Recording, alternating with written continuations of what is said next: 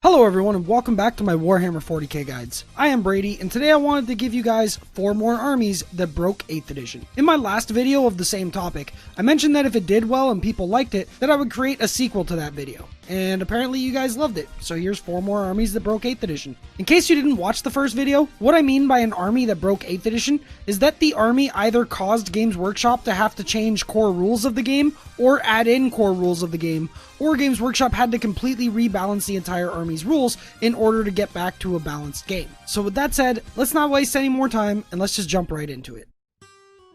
Cloxus Assassin Spam. The list was an Imperium Supreme Command filled with some beatstick characters like Guilliman, Celestine, Drago, etc., pretty much whoever you wanted, and then a ton of Cloxus Assassins to finish it out. This list made use of the original iteration of the character rule, where even characters could block for other characters. And this was also before the rule of 3 was implemented. So you'd have a bunch of Cloxus Assassins out front of the beatstick characters, meaning all your opponent could shoot at was one Cloxus Assassin at a time, and that was whatever one was the closest to their army. And if you don't know what a Cloxus Assassin does, it's actually very durable since it forces the opponent to only hit them on rolls of 6+. And he also isn't affected by psychic spells either, so you can't get around it by just smiting him a bunch. So the only way to really deal with them efficiently is by using auto-hitting weapons like flamers, but it's not like people go around spamming those in all of their lists. So in most cases, the opponent could really only kill 1, maybe 2 Cloxus Assassins a turn if they got lucky. But on the off chance that they only did 2 or 3 wounds to the first assassin, then on the assassin player's turn, they'd just move him behind another assassin.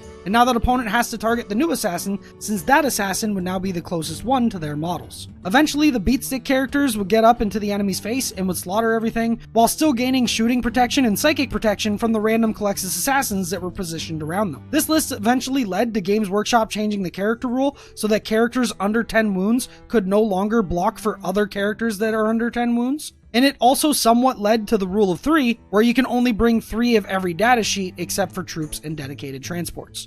Stormraven Spam. This list was basically a bunch of Stormravens and maybe a Fire Raptor or 2, and then sometimes Guilliman as the only ground support. The army was a super alpha strike list and made use of a time when people were still getting used to the new edition and how it worked. This was actually at a point in 8th edition where going first pretty much meant that you won the game. And the deployment style back then was taking turns deploying 1 unit at a time, but whoever finished deploying first went first. This meant that the person whose list was Guilliman plus 5 flyers pretty much auto went first in every game. And that also meant that they could pretty much alpha strike the opponent incredibly hard on turn 1. Because this was at the beginning of 8th edition, this was also a time before a lot of tournaments adopted the frontline gaming house rule, which is also known as the ITC house rule, where the bottom floor of ruins blocked line of sight. And most tournaments were still using terrain from the previous edition that didn't really truly block line of sight either. So this was a perfect storm for the Stormravens to reign supreme. Eventually, this led to Games Workshop nerfing all of the flyers. I believe all of their points went up, but don't quote me on that. It was a long time ago and hard to remember. But I do know that this list directly led to the rule that units that belong to the flyer battlefield role could no longer hold or capture objectives.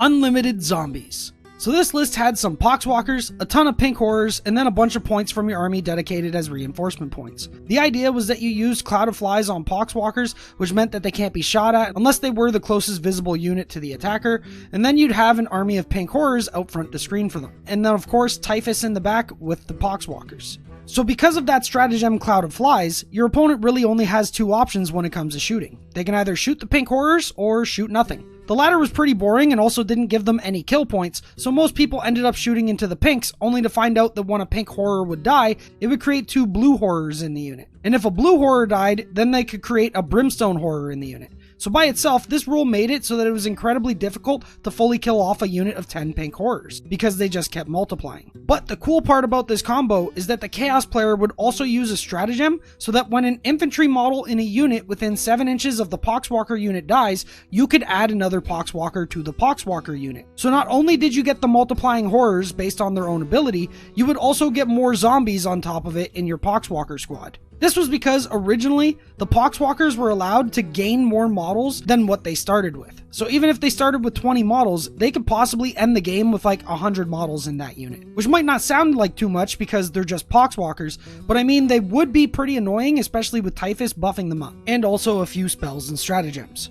The army just grew so massive in size between all of the horrors and the zombies that it could take up the entire board and not allow the opponent out of their deployment zone. So the opponent would not only lose out on kills because they can't really kill everything because it just keeps multiplying, but they'd also lose out on objectives because they couldn't move anywhere on the board. This army wasn't necessarily the best at killing anything, at least anything really big. It just wanted to be as annoying as it possibly could be and make the opponent's life miserable. It was beatable though, because if you were smart enough and played tactically, you could get rid of the horrors with morale checks. Since the army only had one stratagem to make the horrors morale immune, so if you went on 2 or 3 different units with enough firepower, then you forced the opponent to make a decision on which unit they would want to keep morale immune, and then they would lose some models in the other units unless they happened to get really lucky and roll a 1 for morale on those units, in which case their upgrade would give them D6 models back in the unit while auto-passing the morale. Eventually Games Workshop did raise the points on brimstones, and I believe blue horrors as well, although I'm not 100% on that one. But what was really the nail in the coffin for these zombies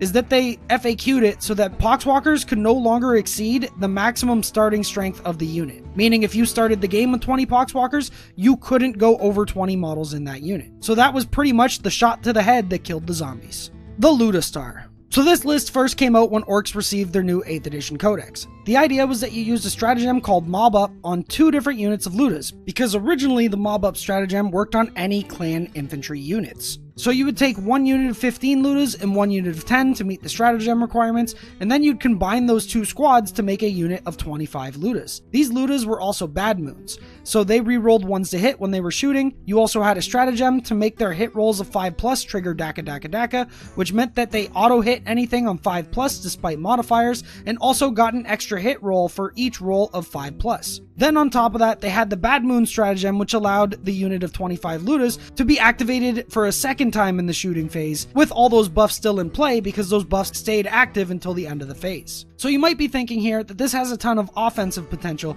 but not really any defensive potential. Well, that's where the Gretchen come in with their Grot shields.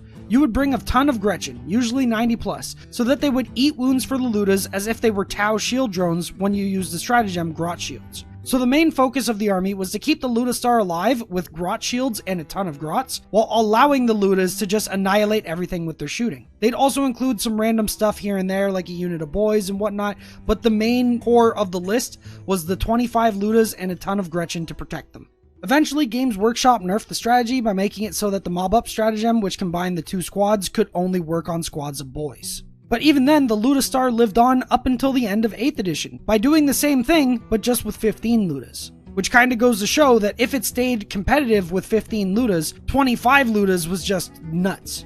And that concludes 4 more armies that broke 8th edition. Like the last video, if this video does anywhere near as good than the last one, then I'll make a part 3 to this series, since I have about 9 more armies written down in my notes that kinda broke 8th edition, so I think those would be able to fit into more videos like this, and we could probably do at least 2 more videos in this series. So with that said, hit that like button if you want to see more on this topic, subscribe to the channel if you don't want to miss out when I post a new video, and also let me know down in the comments what you'd like to see on this channel in the future. Also, if you want to help support the channel outside of watching my videos and sharing them with your friends, you can check me out on Patreon.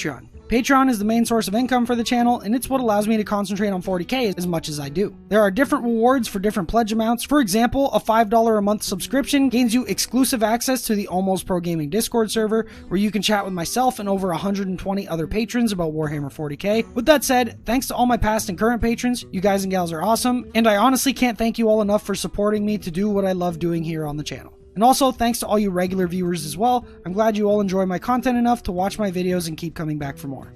Anyways, thanks again for watching, and I will see you in the next one. Happy wargaming.